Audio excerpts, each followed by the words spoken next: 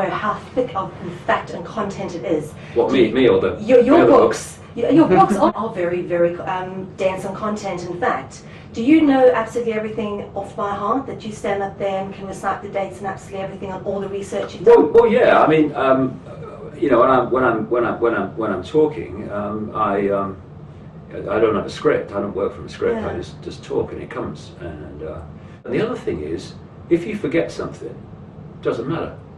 It's like, oh, I forgot something. I feel an idiot. No, I don't feel an idiot.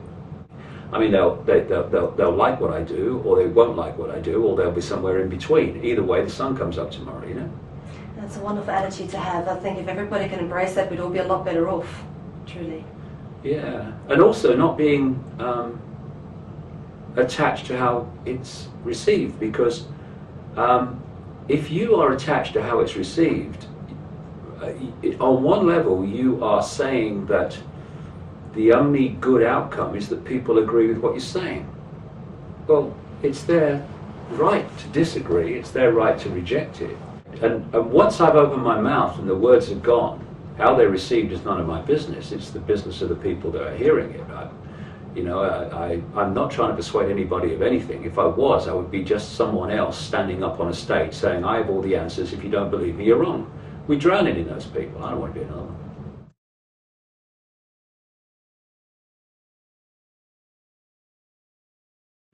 Well, the reason the personal journey and the information that I uncover are fundamentally connected is because to uncover the kind of information that I have, which from a norm perspective is bizarre and outrageous and out there, you first have to be deprogrammed enough, A, to go where the information takes you rather than preconceived idea that says that's not possible because it's too fantastic, and also deprogrammed enough to know that when you put that information out, you're going to get mass ridicule and stuff, but not to care, because the information is what matters, not how people receive it and how people perceive you.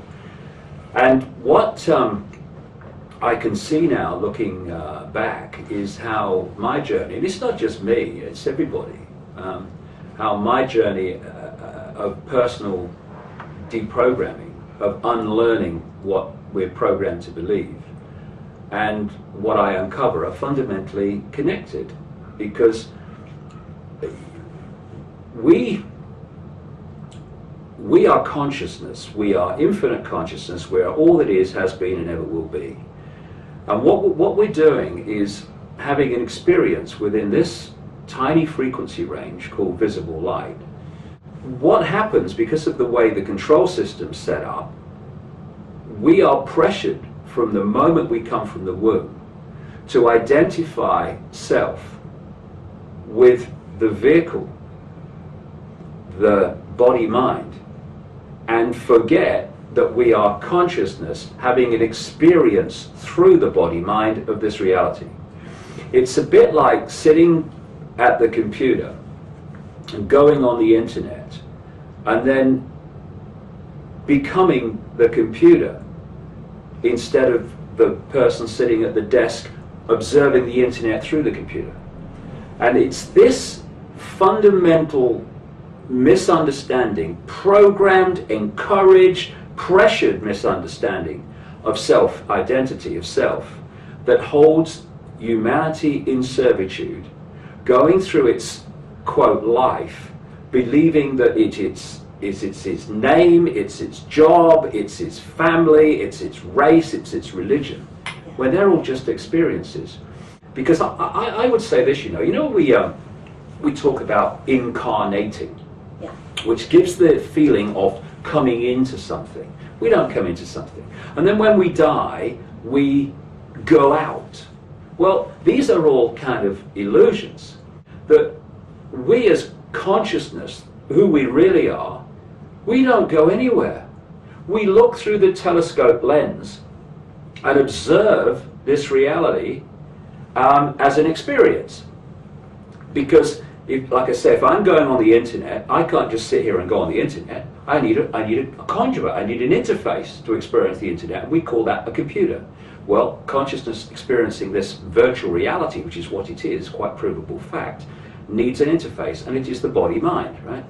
What happens in the way that the whole control structure is, the whole foundation of it is this, is to get us to move our point of observation into the computer and identify with the computer. So what you you get them to do is say, I'm David Icke, born in Leicester in 1952. That's who I am. No, I'm not. That's not me. I'm not David Icke. David Icke's my experience. I'm infinite consciousness, like you are and everyone else is. And so the consciousness is observing through this lens of the body into this reality. And what we call death, it's what I call putting the telescope down. You know, okay, I've had enough of that. He's died. No, he's just put the telescope down. Yeah. Consciousness hasn't gone anywhere. It's just ceasing to observe through the lens. But because of the way the illusion is constructed and the way we decode the illusion, we see things as coming in and going out and moving around and having space between them and time and all the rest of it. They're just illusions. They're just experiences. And we've got caught in the illusion. And you see, this global secret society network, which manipulates global events, is all based on manipulating humanity's perception of self in the world. And the reason it's a secret society network, and all the secret societies are fundamentally compartmentalized. I mean, even in a thing like the Freemasons, the vast majority of Freemasons are in the bottom 3 levels of degree. They don't know damn about what happens higher up. And those at the top of the Freemasons don't realize there's other levels above that no one tells them about, where only the chosen few go. And the reason there's all this compartmentalization of knowledge, which hoards the real advanced knowledge right at the top among the very few, is because there is held the knowledge of reality, yeah. The kind of understanding that I've just been describing. Now imagine if you know that's how reality is, and you get the people, because of the way you structure the education system and this, what we bravely call science and the media and all the rest of it, and religion, they think all this is real. They think this is who they are. They think that they see everything in terms of apartness instead of unity. You are in an incredible position of control because you understand reality, and the people you are controlling and manipulating have not got a clue what reality they're experiencing. I mean, we reach what we think is the cutting edge of human knowledge. It ain't really, it's not definitely, but it's what we perceive it to be. And you go, oh yeah, we fly to the moon and we've got nanotechnology and it's really great. And then you stop someone and you say, who are you? Where are you? What are you doing here? What? And if they don't parrot some religious reaction to you, some religious belief system to you in answer to those questions, then they'll say, I don't know. We're at the cutting edge of human awareness in the 21st century as we perceive time, and we can't answer questions like, who are we, where are we, what are we doing here?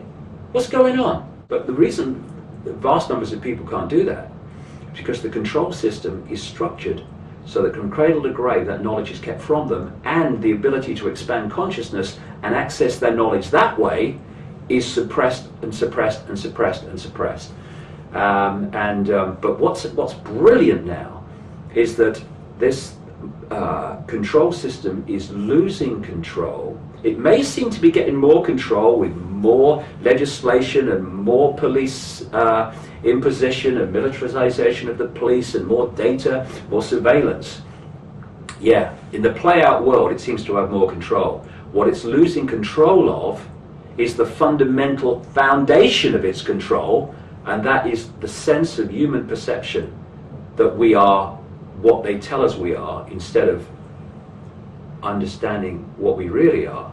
And the more that happens, the more the control system as it plays out in all those things will fall. Because it is going down. It's going to go forward for a few years yet. My feeling is around 2016, life in this reality is going to transform. And it's going to transform because this is a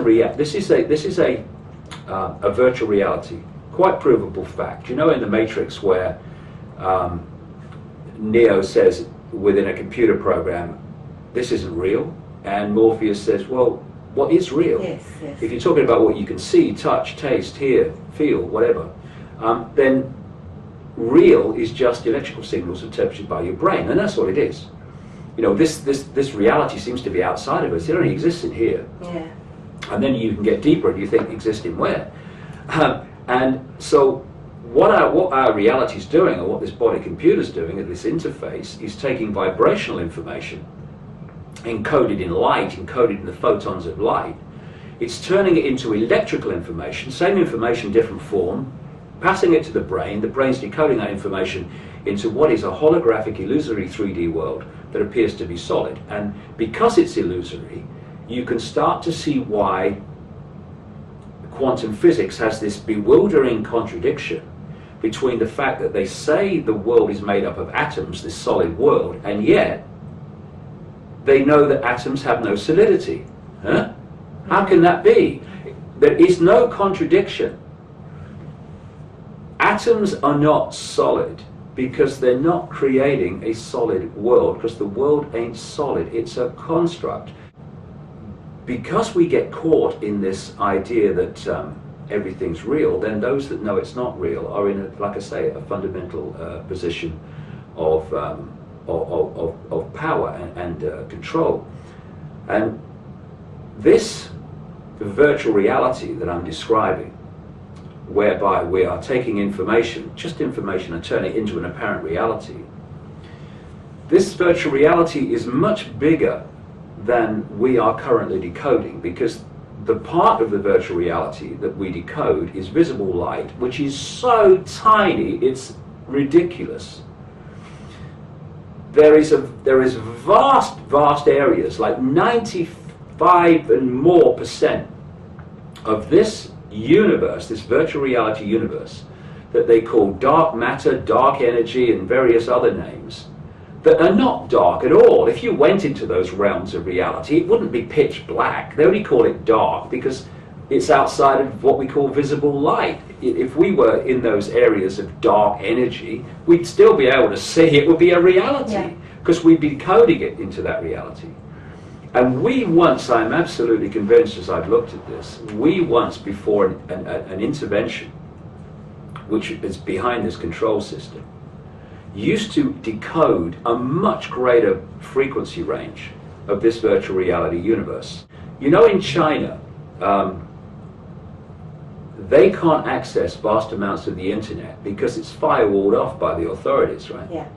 Now, it's the reality that we're experiencing, and people talk about dimensions and densities, and yeah, all that stuff. But what decides the range of frequency that we decode into a apparent world is not the world itself. It's the receiver decoder, right? Yeah. It's us that decide, and the body computer system that decides how wide the frequency range of our reality is. And if you mess with it, mess with the body computer genetically, and you look at all these ancient texts and legends all over the world about the manipulation of the human form and the fall of man. The fall of man, right? Or the fall of humanity. Politically correct, you see. The fall of humanity. And look at the Bible. What's the symbolic, I would say more than symbolic, perpetrator of the fall of man? The serpent. The serpent is the oldest form by far of any worship. It's been tracked back 70,000 years so far. And you look at books that have researched serpent worship around the world, and they say the same. It is not only the oldest form of religious worship, it is the most prevalent, all-universal form of worship all over the world, if you go far enough back. And these reptilian entities that I would strongly suggest, are behind this whole control system, were perceived by the ancients as gods because they had abilities to do things that they couldn't do, and so they became the the center of worship.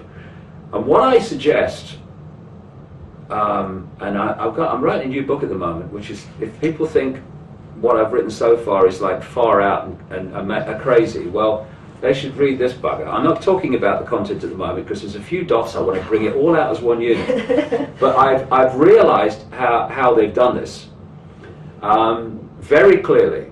What they've done is hacked in to the virtual reality universe, which includes all the dark matter and dark energy and all of the universe. Okay. And they have isolated us into a tiny fraction of that virtual reality universe. In even more than symbolic terms, the very theme of it is exactly the same as firewalling off the internet in China, so the internet that we can access, the Chinese computers cannot access. Well, they've done that to humanity. So you're saying that other humanoid races, perhaps, who have the greater abilities that are like us in form, but can do so many more things? Are we the only ones that are like this? The thing is that everything is consciousness. Everything is one consciousness. The question is, from what point within that consciousness are you observing reality? It's not that these reptilian entities are not consciousness or whatever. Some of them are constructs, but they're still energy. They're still part of the consciousness, even though they're constructs. But they're observing from a point of view which makes them behave and act in a certain way, and that point of view is terror, fear. You know, if you are not in fear and you are at peace with yourself, you're at peace with life unfolding as it unfolds. It is what it is. It's just an experience. If you're consumed by fear, what you then seek to do is control your reality as best you can, because that sense of fear, that sense of insecurity, means you cannot find security in not being able to call the next experience. So what these reptilian entities do, because they are so consumed by fear and so consumed by insecurity, is that they seek to control everything. So there is no situation that is uncallable and unpredictable. Unpredictability, people in fear and insecurity, they can't stand unpredictability. They want to know the next move, right? And so the way they've structured society is to control all sides in everything. That's what they've sought to do. So for instance, the British Conservative Party is controlled by the same force that controls the British Labour Party. The Republican Party in America is controlled by the same force that controls the Democratic Party. So whoever wins those elections, in this farce we call elections, the control system still controls the government. Might have a different name every now and again, because we've got the ability to vote and change the world, haven't we? They keep telling us that. No. The same force is in control, different masks on the same face. Symbolically, if you want to know the result of a football match, because you're so insecure you couldn't stand sitting there watching the outcome, not knowing what it was going to be, then it's no good controlling one side. You will influence the game. What you have to do is control both sides, because then before the game starts you know the result. And so all over society they're controlling all these different apparent opposites and all these different expressions and offshoots of the opposites, so that they can call the outcome all the time. It comes from desperate insecurity. Now, if you're desperately insecure, coming around to this point you were making about humans having greater potential, it's not that we have greater potential, because we are infinite consciousness and these entities are infinite consciousness. The reason we have greater potential at the different points of observation is that we are less caught in the box, if you like, than they are. Because if you're in this state of insecurity and you need to feed that by having control over everything, then you are in a very, very limited sense of awareness and a limited sense of who you are. The more limited the sense of who you are, the more limited the expression of who you are can be. If you think you're little me, I've got no power, you will live a life of little me, I've got no power. Not because you're little me and have no power, but because that's your perception, and so that's your experience. And for these entities to control humanity, they've had to seek to put us in a smaller box of awareness than they are in. And they, what do they say?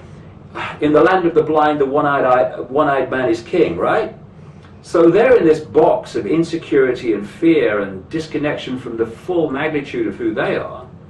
And to control us, they've had to put us in a smaller box of awareness than they're in. And they've done this by structuring society to constantly program us with a sense of limitation, a sense of I can't, a sense of apartness from everything else, a sense of I was born into this class of society, so I will never do that, and all these limitations on potential. And yet, the difference between that and that and that is merely perception. So we can go from, and our people are going, from little me, I'm in this box and all the rest of it, to I'm infinite consciousness of an experience. And you can do it like that. And more people are doing it like that. And then their life changes. Everything changes. Because the point from which we perceive reality dictates the energetic state that we're in. Yeah. So if I perceive little me, then I'm putting out the vibration of little me. And that vibration will draw in other fields, other vibrational fields that sync with what we're putting out, and they will be people, places, ways of life, experiences that confirm and implant an experience of little me, I've got no power. Once you break that sense of self, that self-identity, and you move from little me, name, job, etc., to I am infinite consciousness of an experience, there's a massive energy shift brought about by that movement of perception. And now a very different energy is going out, and different people, places, ways of life and experiences come towards you. Your life transforms. And then the more you expand, the more you think in terms of the end of limitation and limitlessness, the more you stop thinking I can't and you realize I can and I am. And the control system is now weeping in its beer because it cannot control that level of awareness of self and self-identity. And that's why when you look at the structure of the system, it's all structured to hold us out of that self-awareness. The education system does it, just indoctrinates a system of limitation, of identifying with the body, identifying with the name, identifying with the experiences of who we are. The media is underpinning that 24/7, 24. Hey, watch our 24-hour channel, and 24 hours will tell you who you're not, but what we want you to be. Go on, turn us on. Hey. And so this is the fundamental ground on which the whole control system imposes itself, and on which the control system will collapse. And the question is, at what point do we reach collectively where the energy shift collectively is powerful enough to crack the system and break the hack, and break the firewalls that are holding us in a sense of limitation and I can't. I mean, you know, you're on a computer in China, you're trying to get on a website, it won't go. So what do you think? Limitation. This is me, I can only work in this area. Yeah. Break the firewall, which in the terms that I'm talking about is the perception of self, and suddenly the internet in its entirety becomes open to you. And all you've done is break the limitation that's holding you in this sense of small. And we have the power to do that. And you know, one of the things that I see all the time is, and it's a great way of diverting people, is things that are dead simple are portrayed as terribly complex. It can't be that simple, mate. Ah, it is. It is. The idea, because the intellect, the left brain, the body computer level of decoding reality, it sees everything as complex. Why? Because it sees everything, the left brain anyway, sees everything as a part. And it's all complex, because there's that bit there, and there's that bit there, and there's that bit there. But when you see the unity, everything's just an expression of the same thing. It's dead simple. And it's not complex at all. So I see these gurus and these New Age gurus and these other ones who talk about, oh, you have to work on yourself. No, you don't have to work on yourself at all. You just have to read the signs of what life is telling you. Because life is working on yourself. If you go through life and you watch the signs are telling you where your firewalls are, right? And sometimes they tell you where your firewalls are by bringing into your life complete pains in the arse who give you a bloody hard time, and you'd rather they didn't, right? So true. But if you read the signs and you say, what does this pain in the arse say about me? What firewall within me does this person represent? Then the absolute acknowledgement of that brings the firewall down. It's that simple. As that firewall comes down, you expand consciousness beyond it, and suddenly you're now seeing things you couldn't see before. Because you've moved your point of observation from here to here, and it becomes a self-perpetuating process once you start moving on it. And so if we watch the signs of life, and I use in this new book this phrase, flow equals go, stuck equals chuck, or at least do what you're doing differently.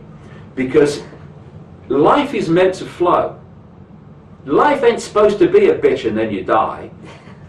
We're supposed to be expressing the infinity of who we are.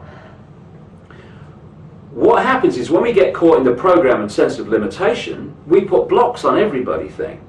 And where we're flowing dictates where life is telling us to go. It flows, go. And what tends to happen is people are encouraged or fall into the trap of deciding what they want the outcome to be before everything starts. So they go, I want to be this, I want to be that. Now, that might be what you want to be, but maybe that's not what you're here to experience and flow with. So you want this, okay, there's a door, and what you want's on the other side. But if you look closely, mate, over here, there's a freaking great padlock on it. Now you can spend your life, if you want, trying to open that door. It's not going to open. If it's stuck, chuck. Or at least say, why is it closed to me? Is there another way of approaching this? Or you can say, you see that door over there? You see, it's swinging, look. It's a saloon door, it's swinging. You've only got to walk through it, no resistance. Flow equals go. Yeah. And if you follow these signs, then life starts to move rather than become resistant to you. And as you read the signs of what life is telling you, in the experiences you have, where your firewalls are to breaking out of the program, then the program and the firewall start to fall, and you suddenly reach a point where instead of life living you, which is what happens to most people because the program lives them, we start living life because we become the consciousness that we are instead of the program that we're told we are. And these are the foundations, like I say, of how the system controls us and how the system is going to fall. And the people in the middle are us, and that is a choice.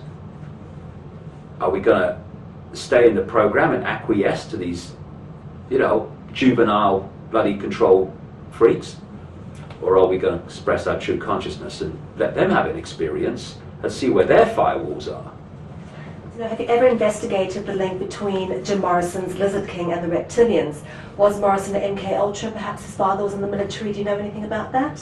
Well, what I found interesting was reading a series of articles on the internet some time ago by someone who actually loved the 60s and the music, but then started investigating some very strange coincidences that started the whole 60s thing going.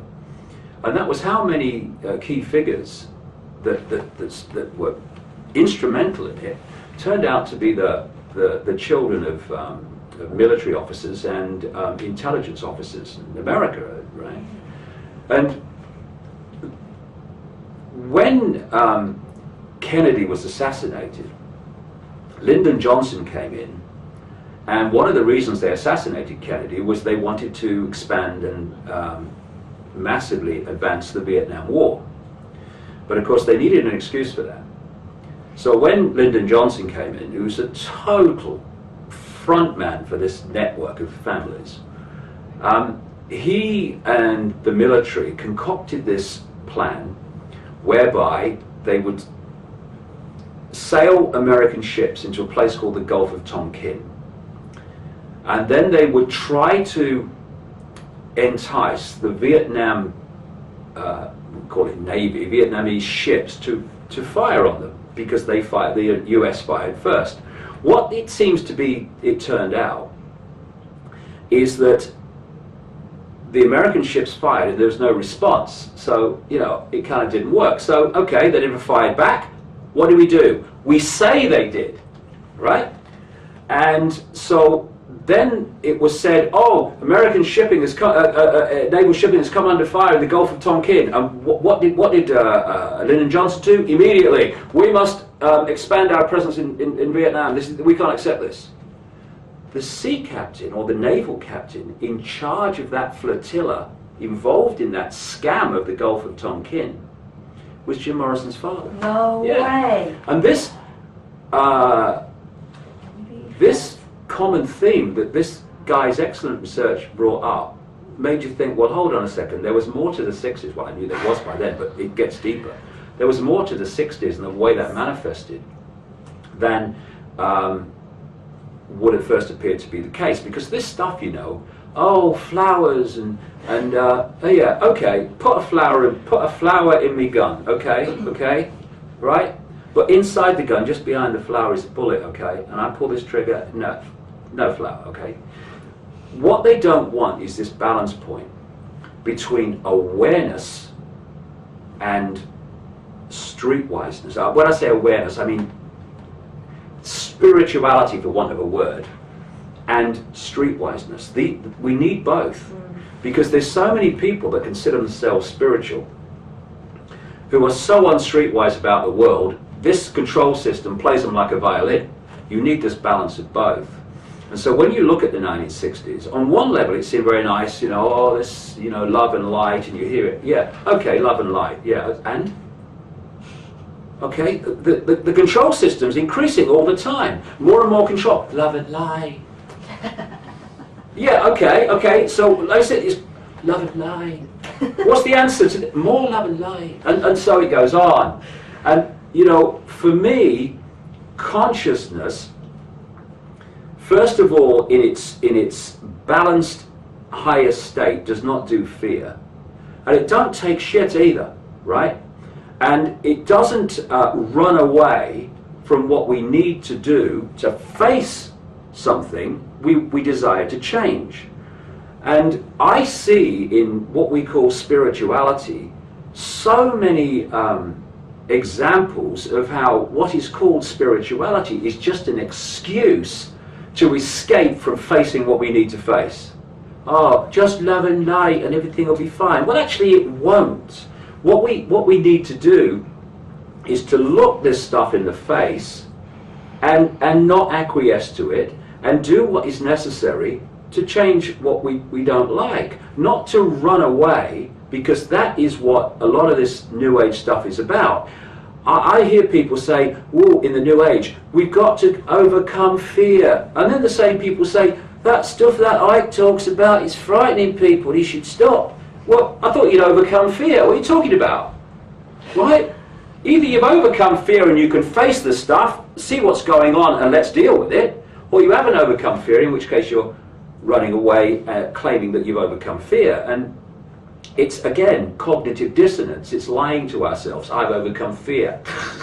Who are you trying to convince me? And there's that. I saw a great line in a book once. I read years and years ago. It was called ET 101, I think it was called, and it described the New Age as people who were in a holding pattern above the airport, refusing to land. Right? And I thought that was absolutely brilliant. Now, when I say New Age, I'm talking about this whole area where everything's love and light, and you mustn't say anything negative and what have you, because that's bad for the energy. And what they end up doing is nothing. And you know, I love this thing where they say you mustn't say anything negative. Well, something that's negative is actually subjective, right? If I look over your shoulder and I see a tornado coming, now, is it negative for me to say, "Hey, behind your shoulder, tornado coming"? What's your reaction going to be? Ah! But I've empowered you. It's coming, it ain't here yet. You can take evasive action. Is it more negative to say nothing, and then when it hits you, you're up in the air? Well, I didn't spoil the energy by frightening her. No! You know, she's going bomb overhead 30 feet in the sky. What do you mean? It's not negative. It's crazy. Yeah. It's all part of I don't want to face what is. Yeah. And if we don't, then what is never changes, but actually becomes more powerful in its influence over our lives. And we're now in this line in the sand called mass swine flu vaccination programs. Not swine flu, it's bloody laboratory flu concocted. But this is a point where we can now come together, irrespective of race, colour, income bracket, culture, whatever, religion, and say, hey, this is a challenge, this is a manufactured danger to all of us, and if we stand together and say, we're not having this, the manipulators, the perpetrators, simply have nothing like the numbers, fractions of the numbers of humanity which they're trying to impose this upon. And they can only do it if we acquiesce. And if we do that, then we're going to throw we're going to do two things, many things, two big things. We're going to throw a massive spanner in the works of this control system, because this mass vaccination and what's in the vaccination is a major part of the ongoing advancement of this control system. And we're going to show people who maybe for the first time in their lives stand up and say, I'm little me, but I'm not having that. They'll realize they're not little me.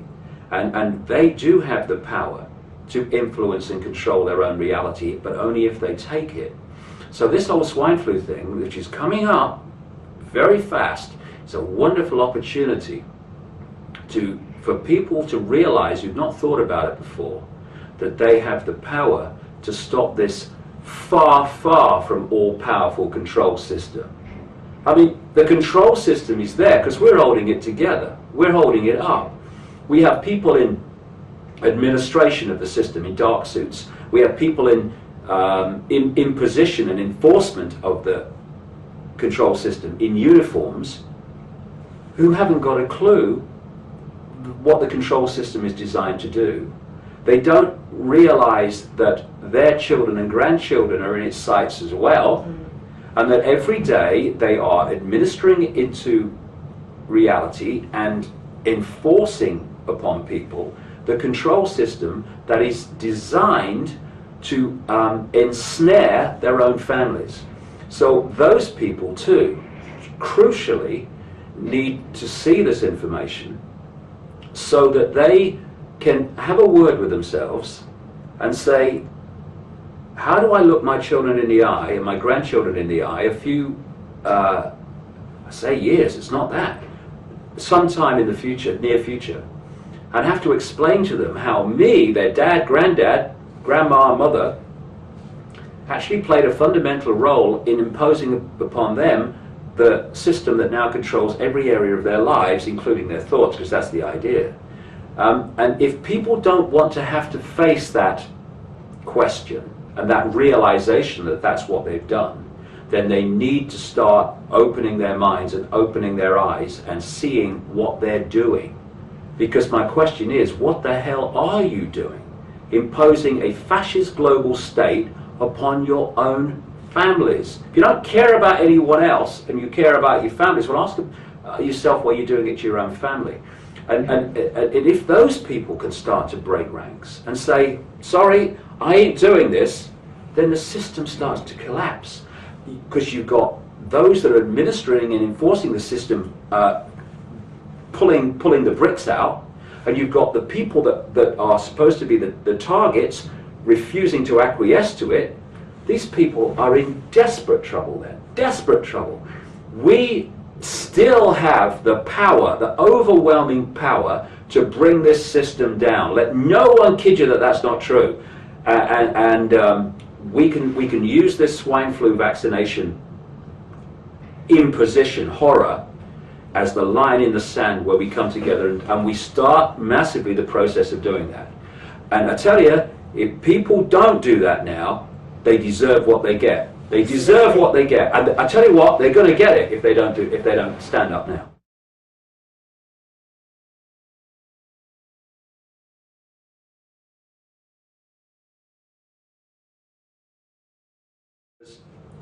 We are not experiencing the scale of energetic potential that should be there. People who are new to this, they see space between you and me, an empty space between me and the chair, when what is really there is energy. It's the ocean. We're like fish swimming in the sea. And interestingly, someone said to me once, you know, how do you change everything? Well, how do you change every fish? You change the ocean, right? What they've done is hacked into this system and they've changed the ocean within the firewalled sense of perception. They've changed the ocean.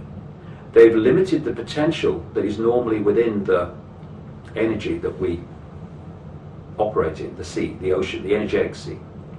And what used to happen is that we used to get sustenance from the ocean, from the energy that we are existing within.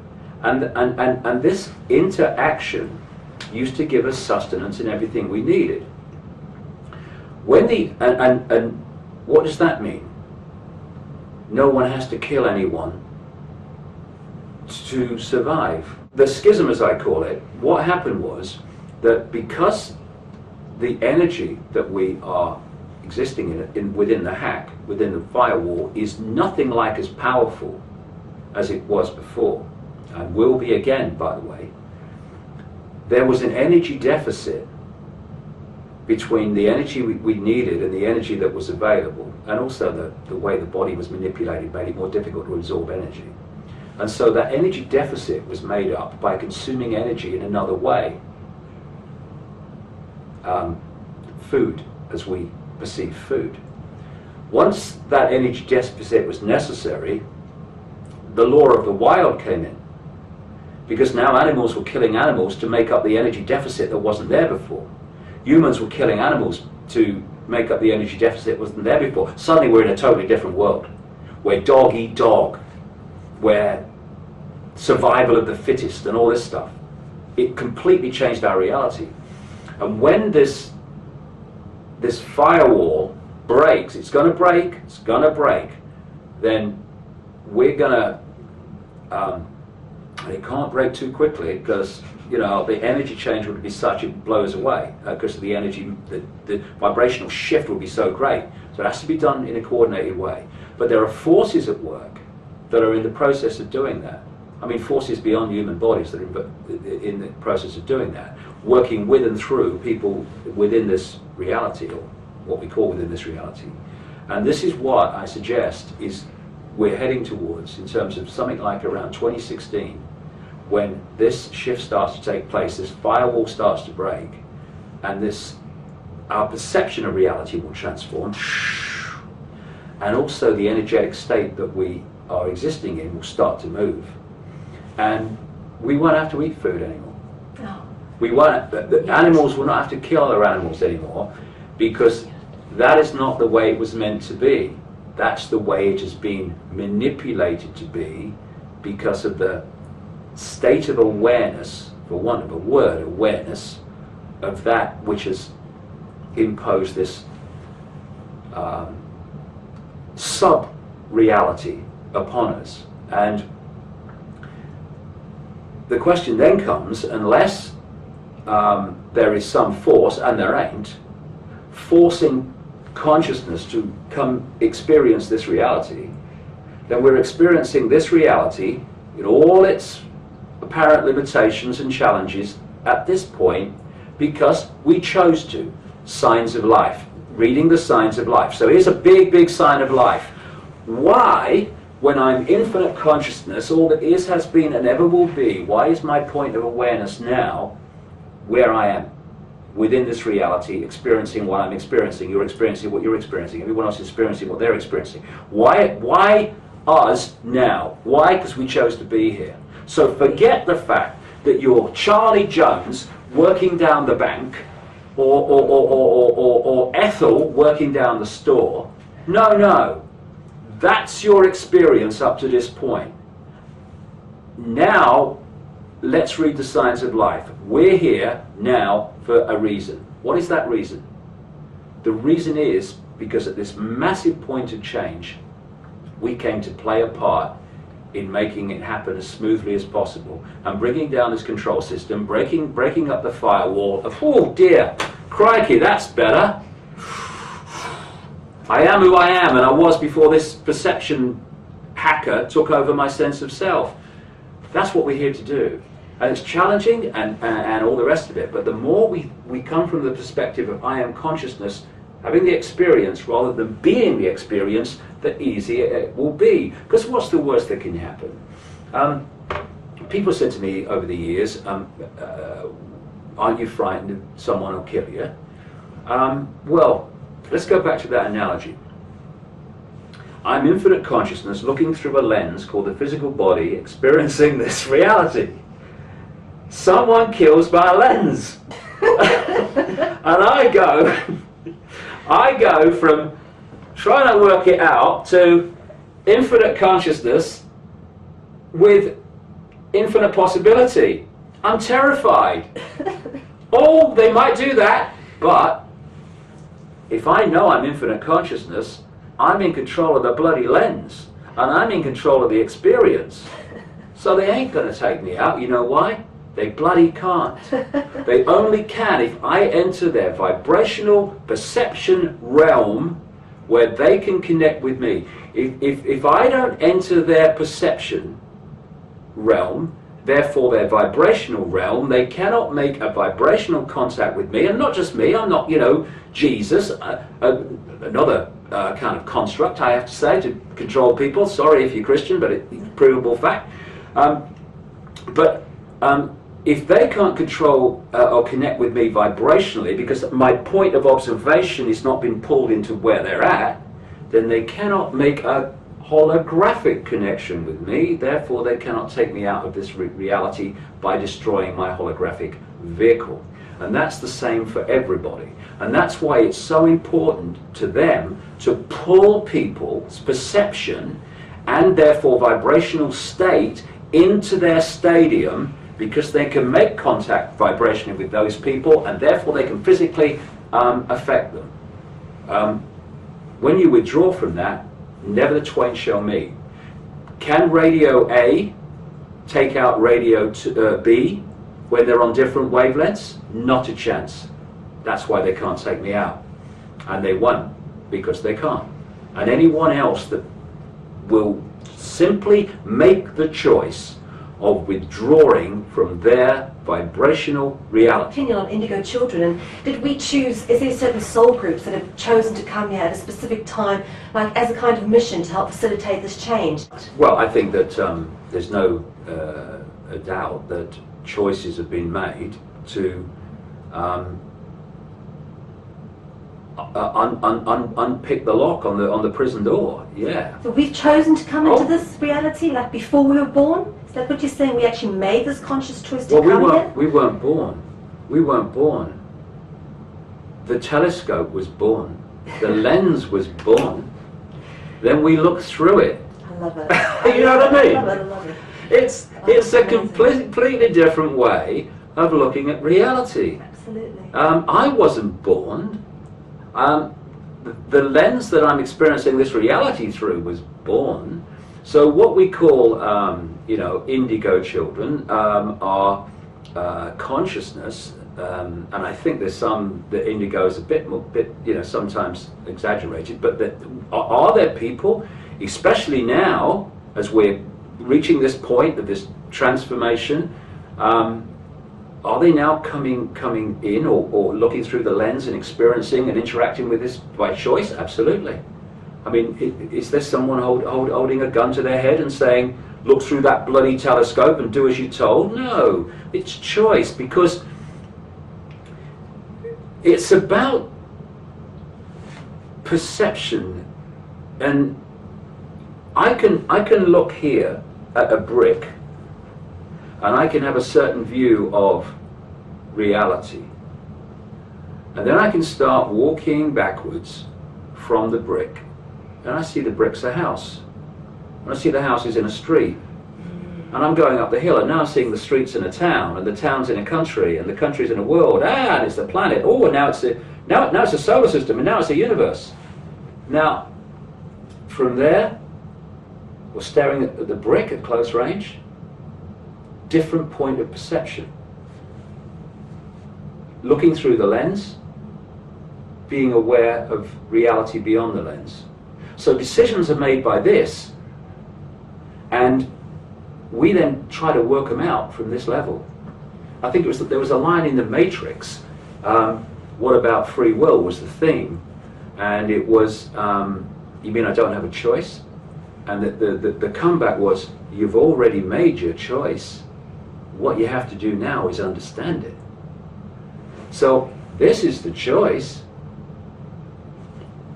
I didn't decide to do what I've done so far in my life when I was a child or youngster in a council house in Leicester. That choice of everything that's happened to me was made here.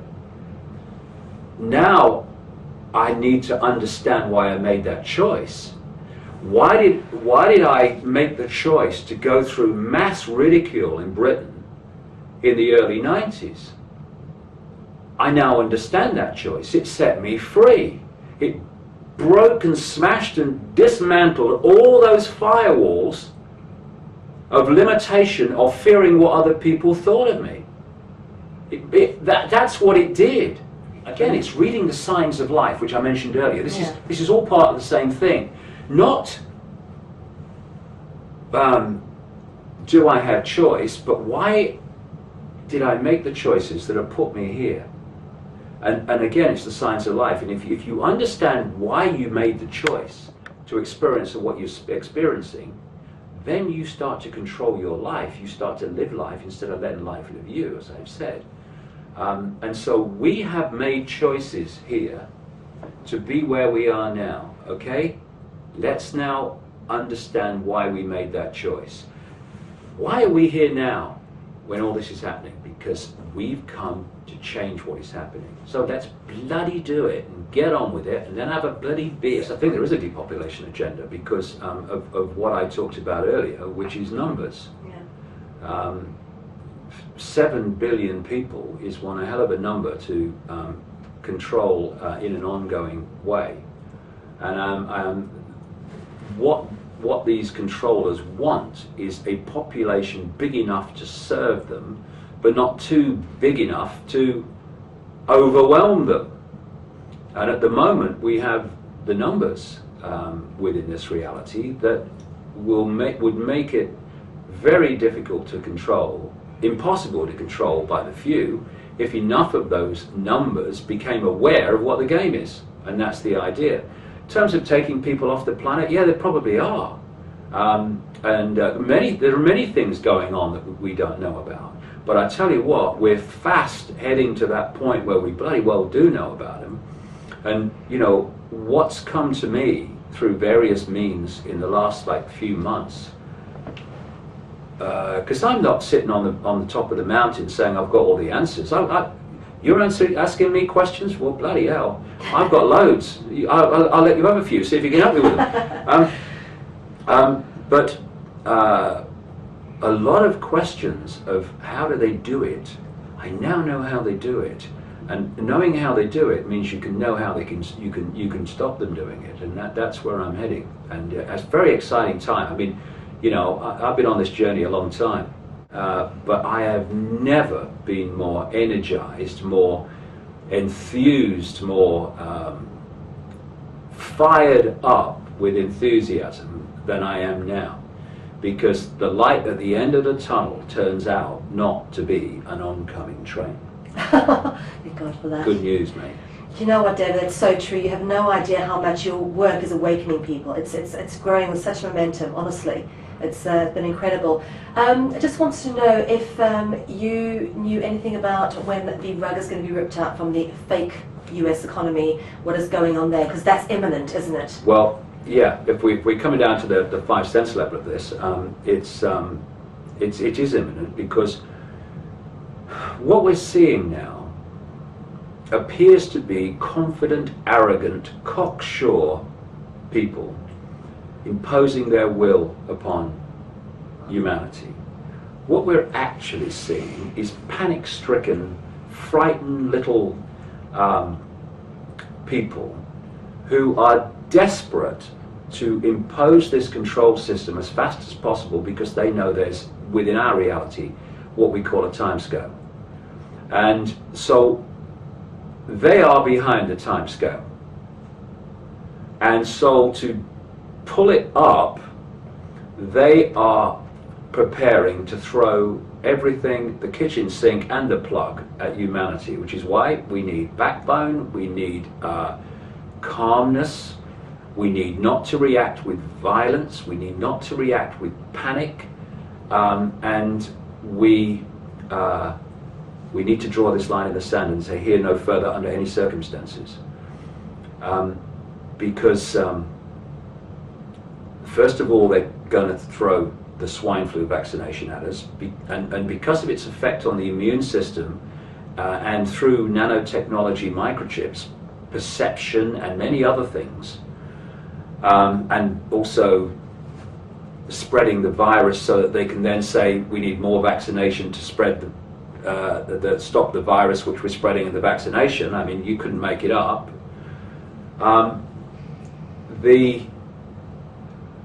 We're faced with that, and I've been saying, coming around to your question, since the crash of September 2008, that there's a 3-stage process which has long been planned. 1, crash the economy. Show people there's a problem. 2, get governments, not least by putting the people who have created the problem into government to solve the problem, as they've done blatantly with the Obama administration in America, to throw cuckoo land, fantastic amounts of credit, masquerading as money, at the problem, which is designed to make no difference because you're just giving it to the banks. When it is perceived that the barrels of government financial reaction and response are empty, then you crash the economy again on an unprecedented scale.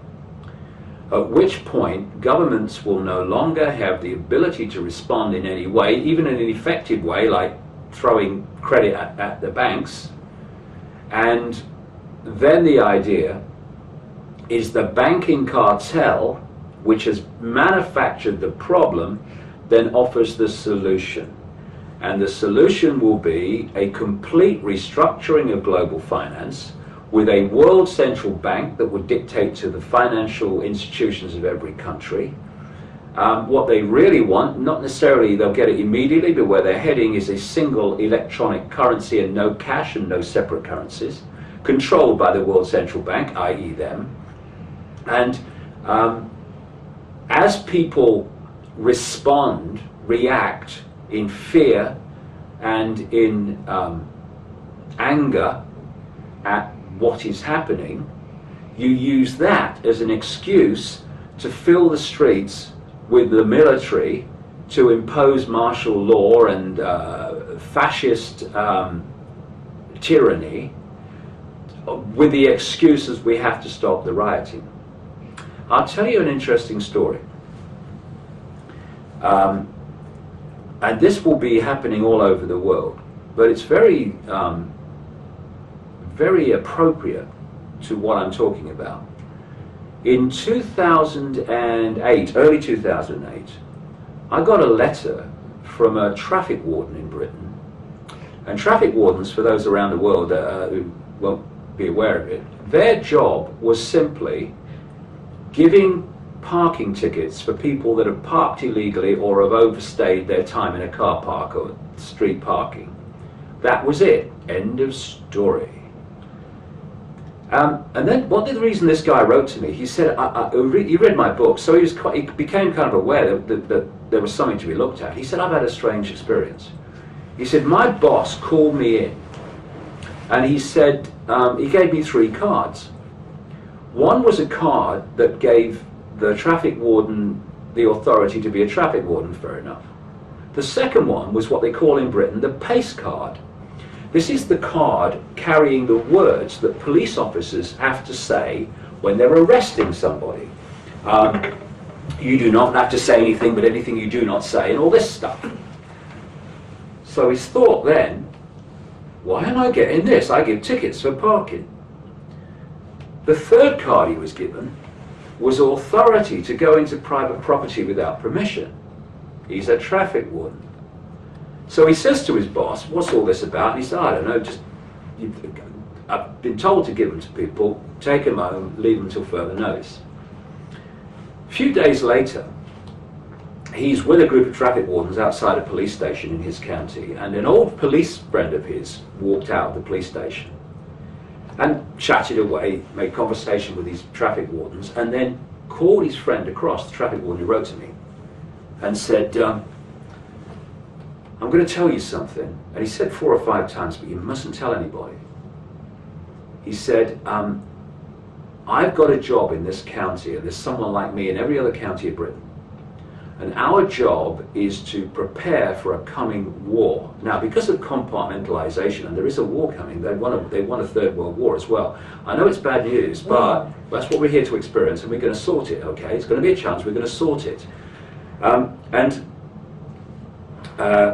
mean, I've talked to you about books about this coming war. They want China involved, Russia involved, Do you know Europe the involved. time scale is, David? Do you have any clue? Well, between now and 2016 is, 2016 is all over, so we're talking in that period, Okay. probably sooner than later, for sure, because they're trying to bring this imposition in and use this authority.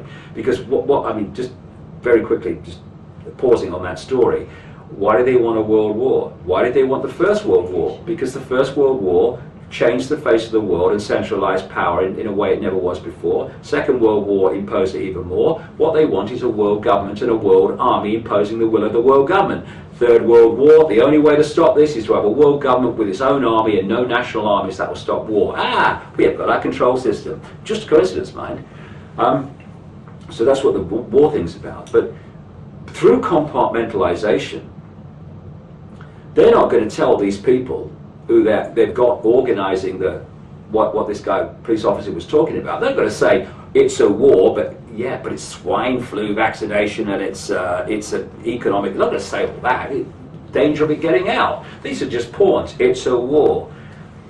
And so what the police officer said to his friend, this traffic warden, was that what they were preparing for was when this war came, they were expecting mass civil unrest in the streets.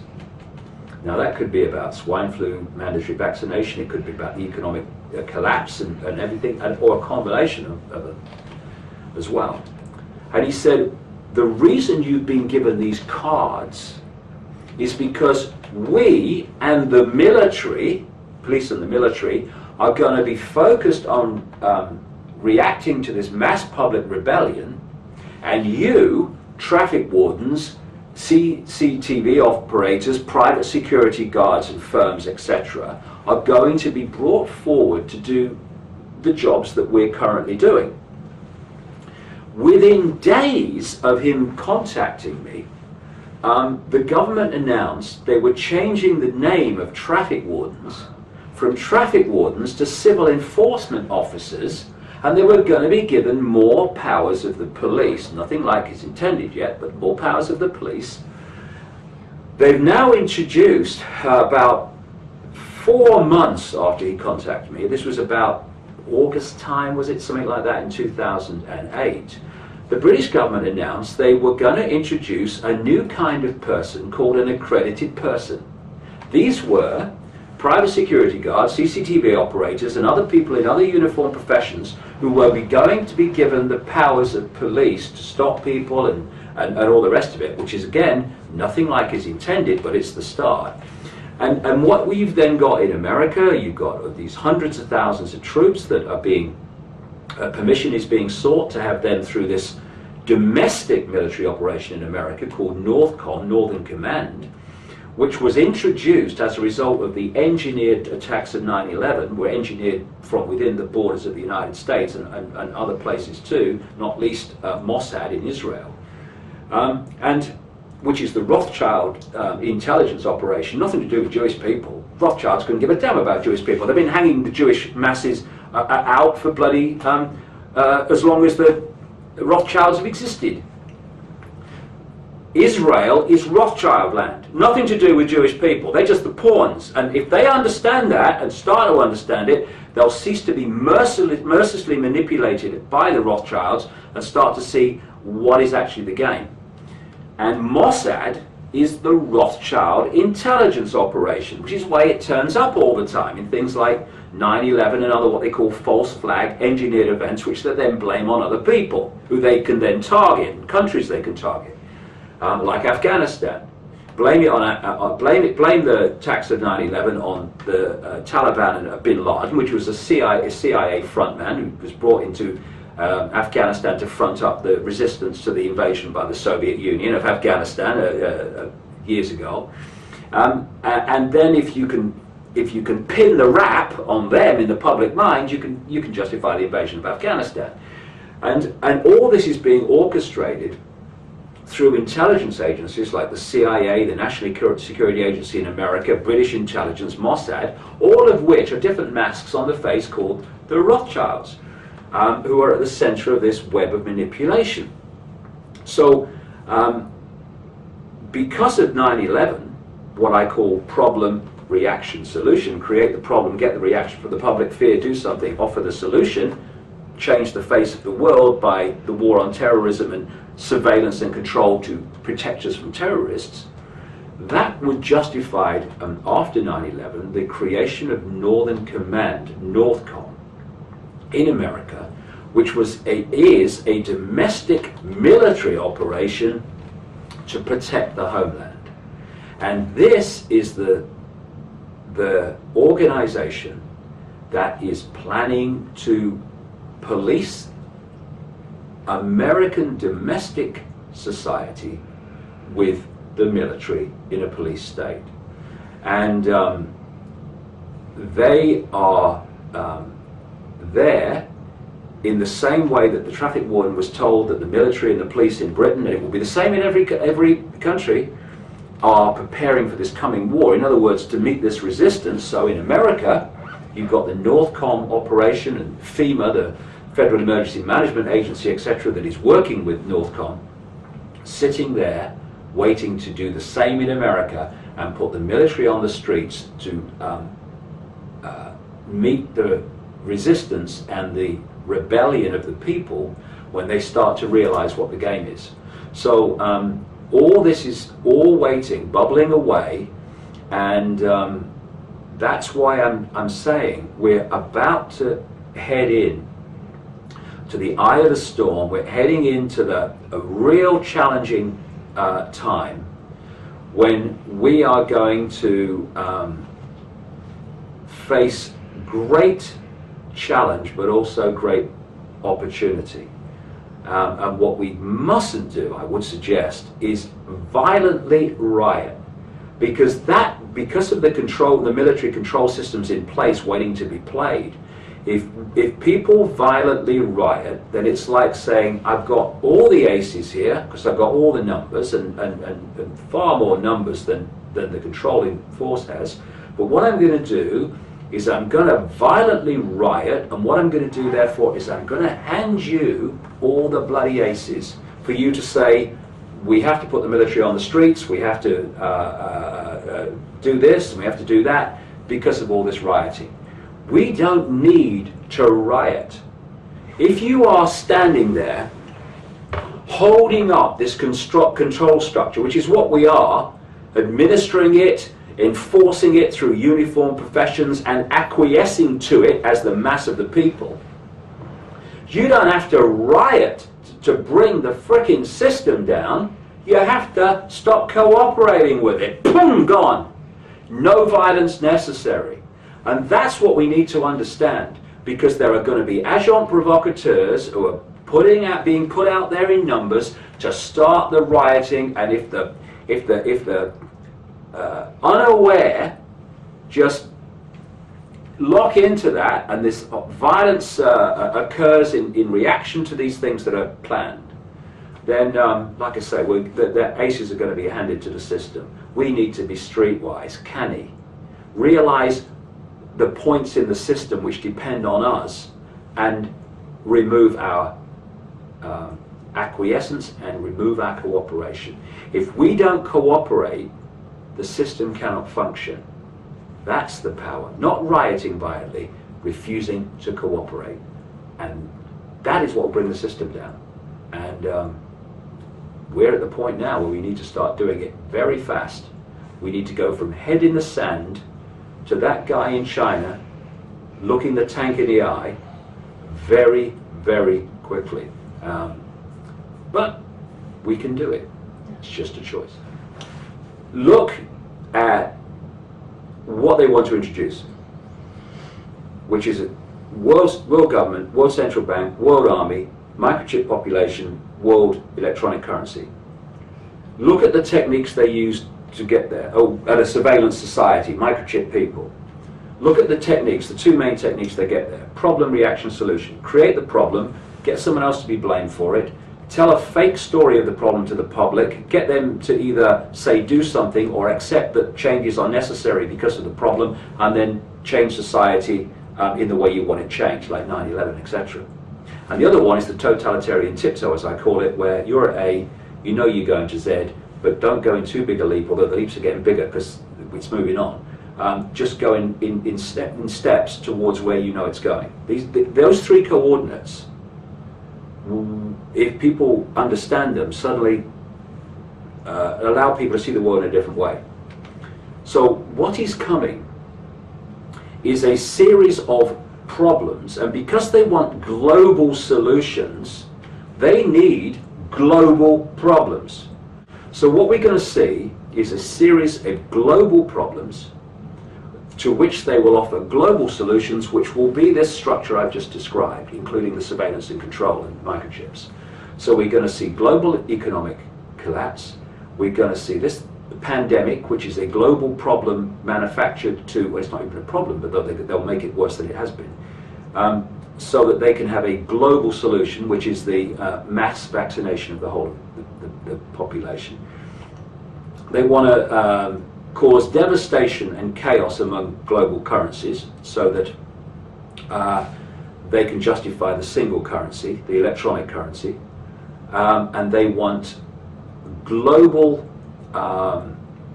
conflicts to which they can offer the global army and the dismantling of all national armies as the solution to stop it happening again. So and there'll be many offshoots and different expressions of that, but that is the main structure. Anything where they create a global problem and they offer then the global solution, which is that structure I'm describing, it's the agenda. It's the agenda unfolding. So that's what they're planning. Ability they'll have to hoodwink us into believing that the solution is a genuine solution to the problem, and will realize that actually it is a fake problem, manufactured problem, just to justify the advancement of the agenda that's been planned for a long time. Project Bluebeam, and is this going to play into it? Are we going to be unified with some kind of fake alien invasion or fake messiah? Do you know anything about this? Well, two things there. First of all, what greater global problem or global threat can there be than a manufactured, alleged threat to invade the planet by some alien force? We need a world army immediately, right, to meet the challenge. We must centralize military response to meet the challenge. So that's a problem if we buy it, that could be used to advance the agenda. What they want is the agenda. If it advances in a certain way, then there's no need to use that, or they need to use this, because this has worked. If that doesn't work, then, as well as that, then you use this to advance it a bit further. And the other thing relevant to what you just asked is they definitely want a one-world religion. Really? Oh yes, because they want a one-world everything. I wondered how they do that. If you look at any tyranny, whether it's communism or fascism, any central dictatorship, what do they want to do? They want to make everything uniform. Yeah. Diversity is the worst nightmare of the dictator. They want uniformity. They want centralization of control. They want everything the same. Diversity, you know, it's kind of garlic to a vampire, to a tyranny.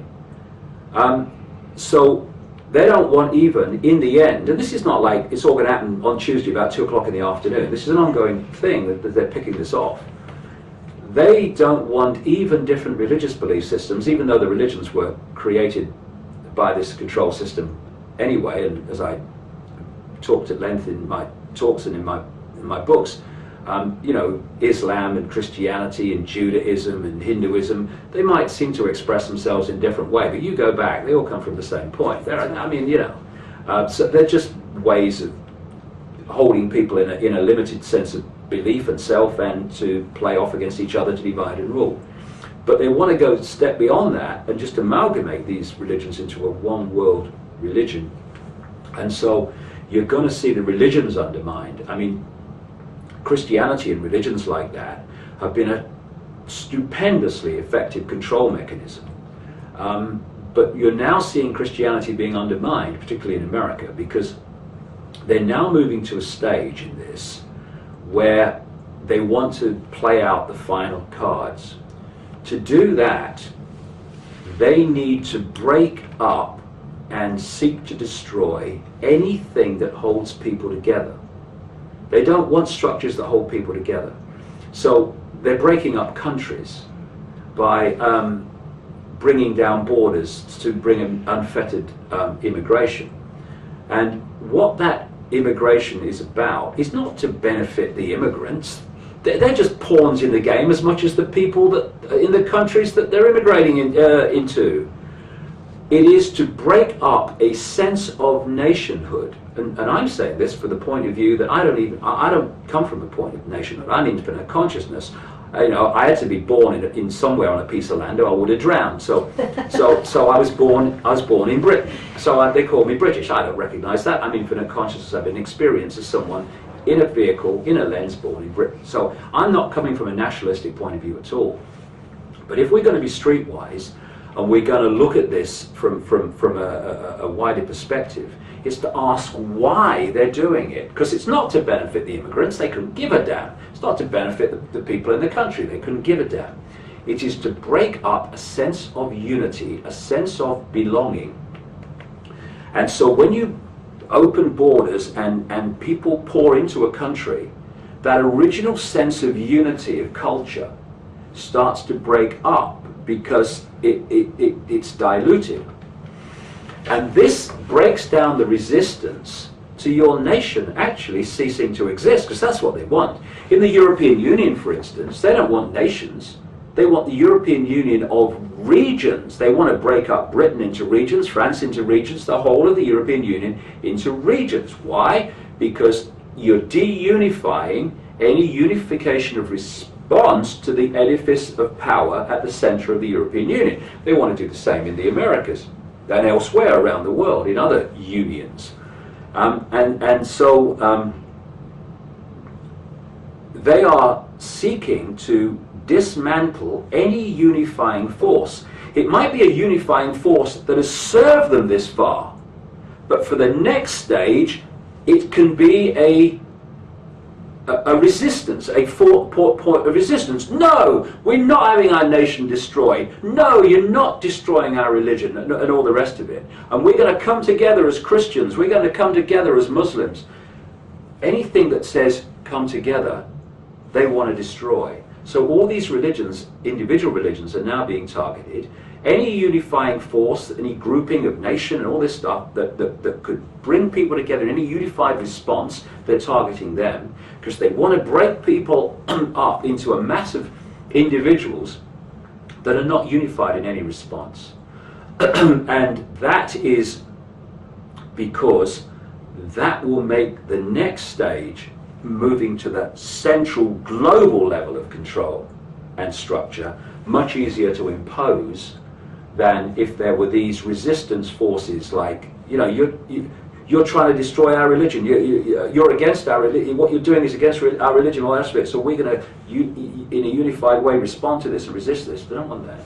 So they want, if you need a belief system, they'll provide one, and it will be one belief system to go with the one world government, and the one world army, and the one world currency, etc. It's all one because they want uniformity on a level that we haven't even begun to see uniformity, and we never even saw the scale of uniformity in the Soviet Union that they want for the planet. And what do they want? They want to turn you and me and every person into a clone of everyone else so that we even think and perceive in total uniformity. That's what they want. They ain't going to get it. They ain't going to get it. They are going to go for a little while in that direction. It's going to seem there's nothing we can do. Like I say, the light at the end of the tunnel is not an oncoming train. It's something much more profound. And how far we go into this control system, how extreme we allow it to become before it comes down, and therefore the extreme nature of the experience we bring about upon ourselves by allowing that, that is the question. Not if this control system is going on indefinitely. It ain't. You remember that, Mr. Rothschild. You remember that. Thank you very much, David. Your strength of spirit shines in every one of us who's been gifted with your teachings, and it truly is an honor to have your time today. Oh, I'm infinite consciousness doing what I believe to be right. So are you. So is everybody. It's not a case of people are more special or anything than anyone else. We're all the same consciousness. We have the potential to express it and take control of our lives back and can take control of our reality back, and that's what we're going to do. Not might do, not going to try to do, that's what we are going to do. Thanks very much.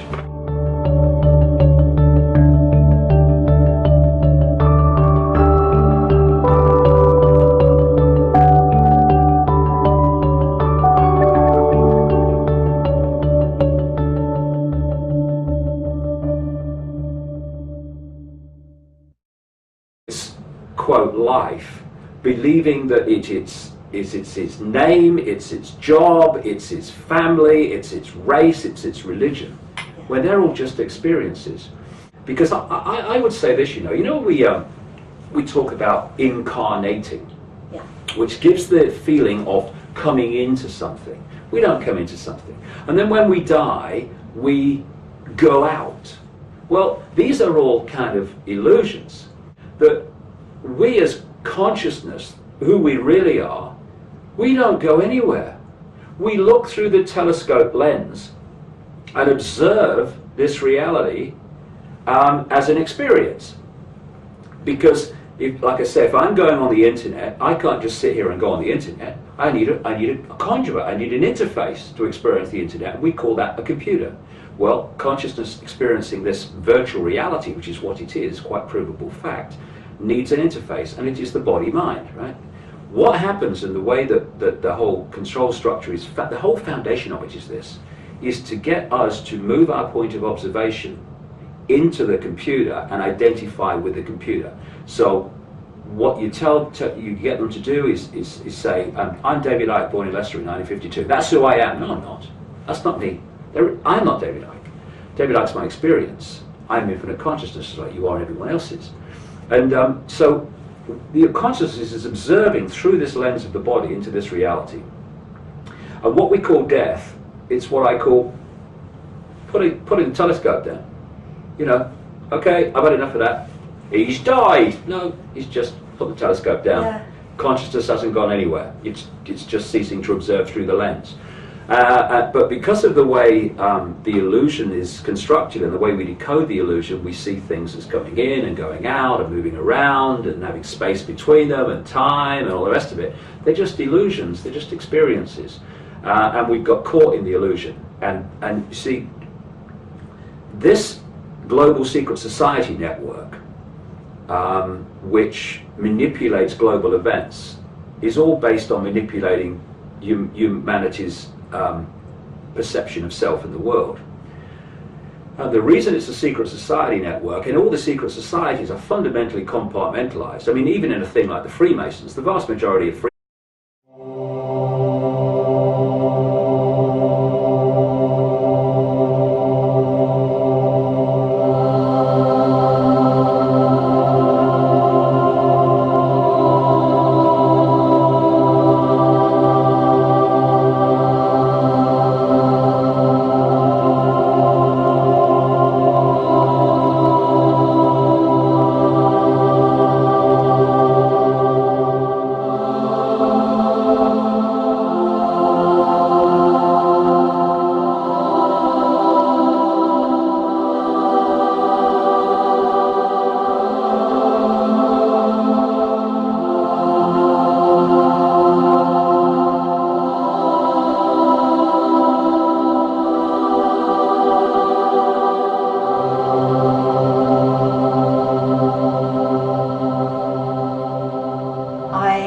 I'm aware how thick of fact and content it is. What, me or the... Your books. Your books are very, very dense on content and fact.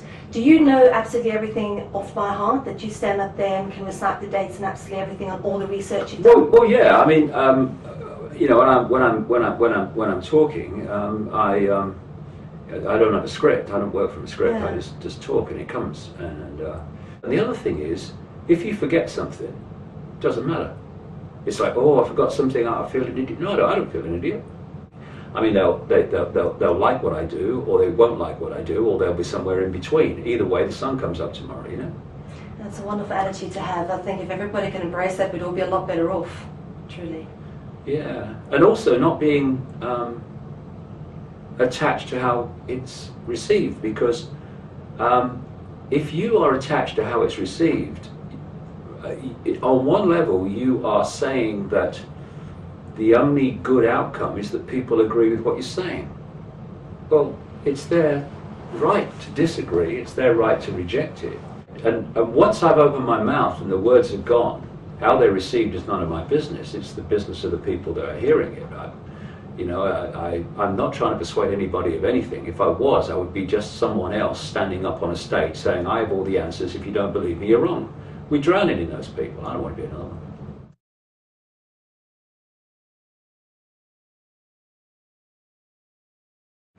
Well, the reason the personal journey and the information that I uncover are fundamentally connected is because to uncover the kind of information that I have, which from a norm perspective is bizarre and outrageous and out there, you first have to be deprogrammed enough, A, to go where the information takes you rather than preconceived idea that says that's not possible because it's too fantastic, and also deprogrammed enough to know that when you put that information out, you're going to get mass ridicule and stuff, but not to care because the information is what matters, not how people receive it and how people perceive you. And what I can see now, looking back, is how my journey, and it's not just me, it's everybody, how my journey of personal deprogramming, of unlearning what we're programmed to believe, and what I uncover are fundamentally connected, because we are consciousness, we are infinite consciousness, we are all that is, has been, and ever will be. And what we're doing is having an experience within this tiny frequency range called visible light. What happens because of the way the control system's set up, we are pressured from the moment we come from the womb to identify self with the vehicle, the body-mind, and forget that we are consciousness having an experience through the body-mind of this reality. It's a bit like sitting at the computer and going on the internet and then becoming the computer instead of the person sitting at the desk observing the internet through the computer. And it's this fundamental misunderstanding, programmed, encouraged, pressured misunderstanding of self-identity, of self, that holds humanity in servitude, going through a mental foundation of its control, and that is the sense of human perception that we are what they tell us we are, instead of understanding what we really are. And the more that happens, the more the control system, as it plays out in all those things, will fall. Because it is going down. It's going to go forward for a few years yet. My feelings around 2016, life in this reality is going to transform. And it's going to transform because this is a virtual reality, quite provable fact. You know, in the Matrix, where Neo says within a computer program, this isn't real, and Morpheus says, well, what is real? Yes, yes. If you're talking about what you can see, touch, taste, hear, feel, whatever, then real is just electrical signals interpreted by your brain, and that's what it is. You know, this reality seems to be outside of us. It only exists in here. Yeah. And then you can get deeper and you think exist in where. And so what our reality is doing, or what this body computer is doing at this interface, is taking vibrational information encoded in light, encoded in the photons of light. It's turning it into electrical information, same information, different form, passing it to the brain's decoding that information into what is a holographic, illusory 3D world that appears to be solid. And because it's illusory, you can start to see why quantum physics has this bewildering contradiction between the fact that they say the world is made up of atoms, this solid world, and yet they know that atoms have no solidity. Huh? How can that be? There is no contradiction. Atoms are not solid because they're not creating a solid world, because the world ain't solid, it's a construct. Because we get caught in this idea that everything's real, then those that know it's not real are in, like I say, a fundamental position of power and control. And this virtual reality that I'm describing, whereby we are taking information, just information, and turning it into an apparent reality, this virtual reality is much bigger than Freemasons are in the bottom 3 levels of degree. They don't know damn about what happens higher up, and those at the top of the Freemasons don't realise there's other levels above that no one tells them about, where only the chosen few go. And the reason there's all this compartmentalisation of knowledge, which hoards the real advanced knowledge right at the top among the very few, is because there is held the knowledge of reality. Yeah. The kind of understanding that I've just been describing. Now imagine if you know that's how reality is, and you get the people, because of the way you structure the education system and this, what we bravely call science and the media and all the rest of it, and religion, they think all this is real. They think this is who they are. They think that they see everything in terms of apartness instead of unity. You are in an incredible position of control, because you understand reality, and the people you are controlling and manipulating have not got a clue what reality they're experiencing. I mean, we reach what we think is the cutting edge of human knowledge. It ain't really, it's not definitely, but it's what we perceive it to be.